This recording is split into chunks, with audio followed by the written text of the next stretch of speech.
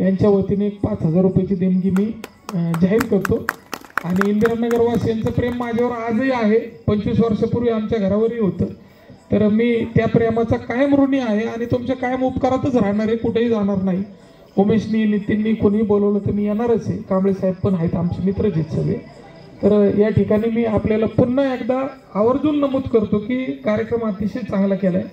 Stage असू द्या, ते मुलींचा डान्स असू द्या, किंवा असं हे होणं गरजेचं आहे समाजामध्ये। समाज हा असा म्हणजे म्हणतात की समाज कीर्तनांनी सुधारत नाही, तमाशाने बिघडत नाही, पण समाजाला अशा कार्यक्रमांची आवश्यकता असते आणि असे कार्यक्रम घेणाऱ्या कार्यकर्त्याच्या मागे मी उभा राहणारा कार्यकर्ता आहे।